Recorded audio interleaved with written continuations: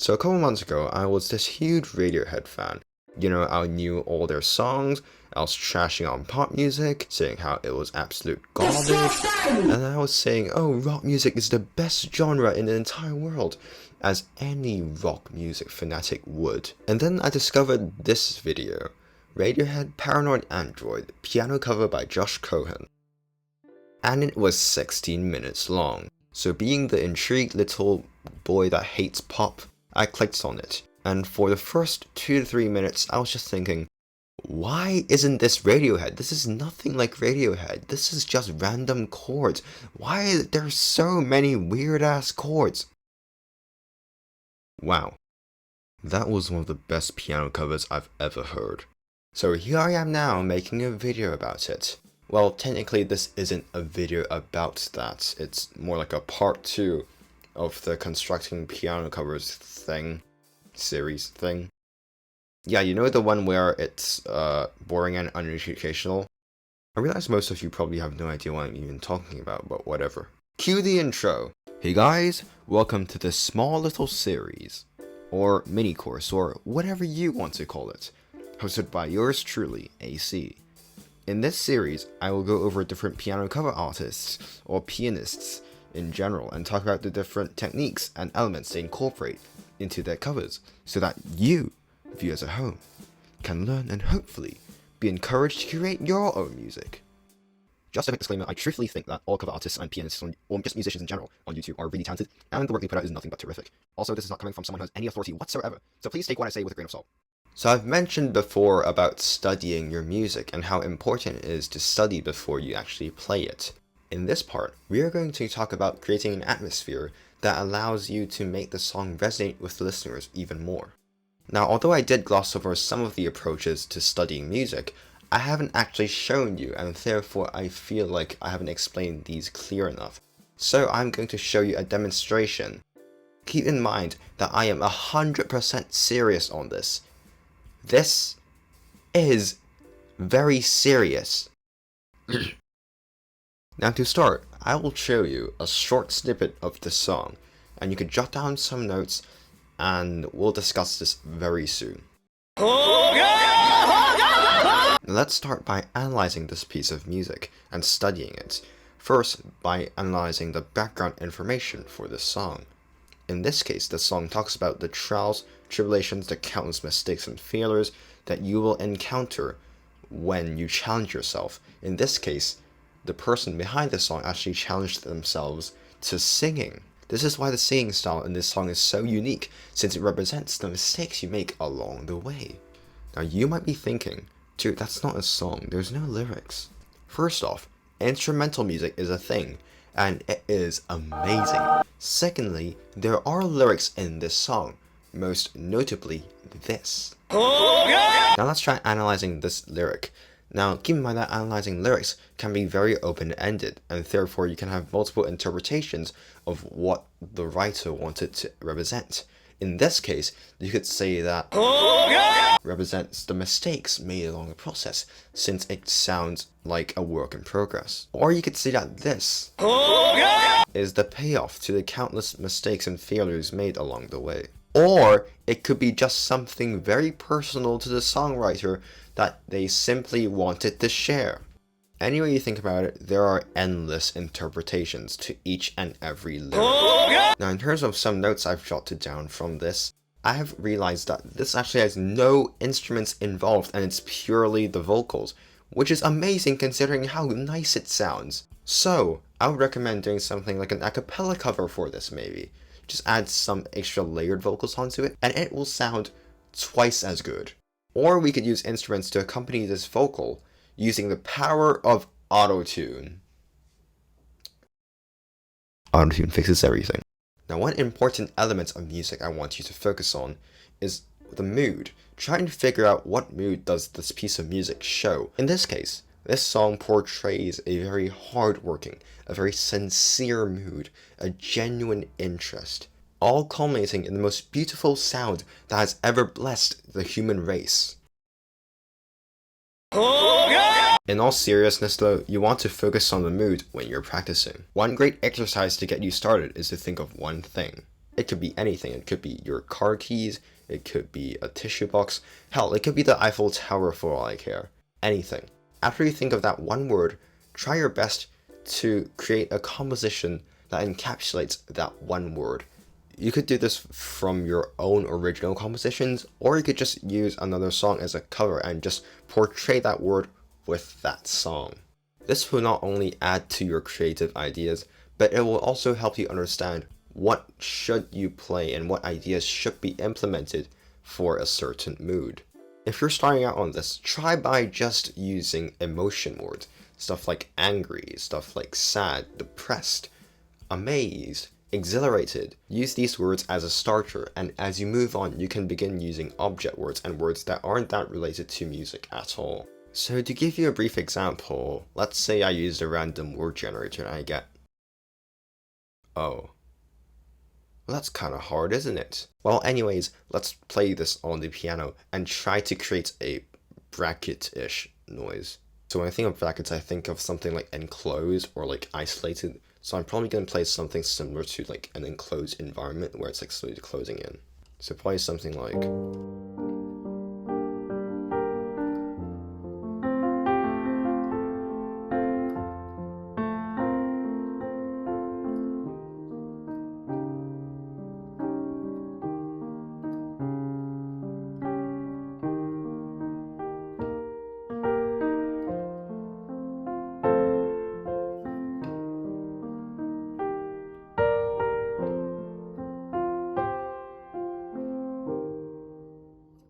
And yeah, that's it.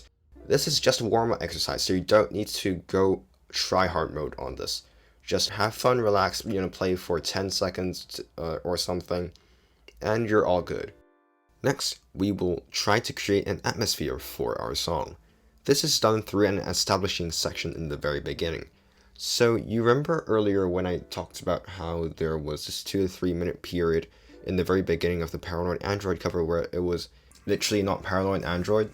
Yeah, we're going to do that. Now, understandably, you might look at this and think, wow, you really expect me to do a 2 to 3 minute establishing section with high quality chords and composing stuff? Are you insane?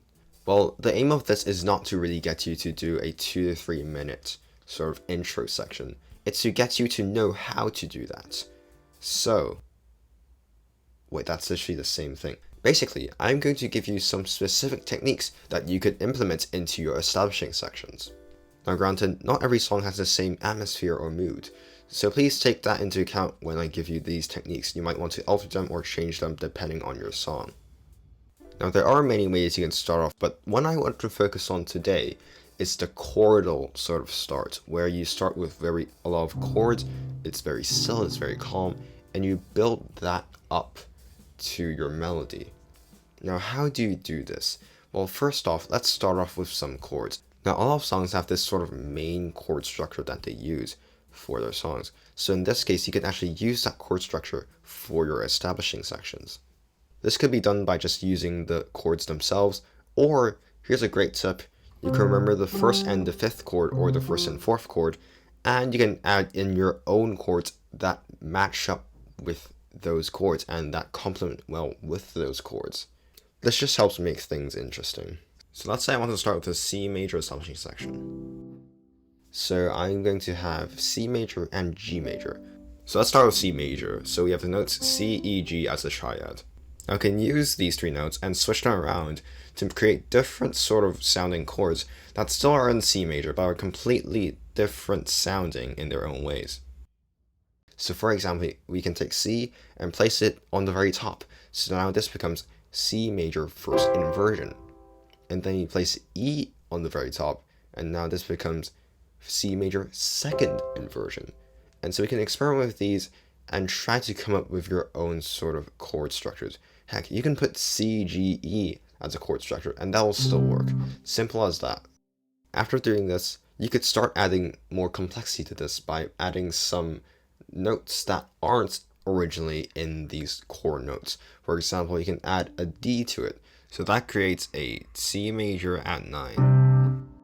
Or you can add F to it, which creates a C major suspend 4. Notice by adding these notes, you are changing the atmosphere and mood of the chord itself. So try doing this with every chord now. Start with a triad, experiment with the positions in which you'll play the triad, and then add one or two extra notes that are not originally in the triad to add complexity. Once you get this down, you can start using these as accompaniments for the right hand, or for an establishing section. What I personally like to do is to use these notes for both hands to create a very still, calm atmosphere to start the song. Now then you might ask, how do I transition from this to something very poppy or something that's more energetic? Well, you can use stuff like arpeggios. By just breaking down these chords into individual notes and playing them individually, you'll be able to create a sort of arpeggiated progression. Or you could use a broken chord progression, depending on what you want to do with it. These arpeggiated progressions add more energy to the atmosphere and almost sort of simulate a sort of speed up of the song, adding more energy to the atmosphere and the mood, making it more exciting in a way. After this, you can try doing stuff like polyphony, where you have multiple melodies going on. You can do stuff like having your own melody for this before you transition into the actual melody of the song, or you can just transition straight into the song. However you choose to do it, arpeggios are a great tool to transition into a variety of things for your establishing section. This also applies to broken chord progressions. So now I'll try to play an establishing or intro section using the stuff that we discussed earlier.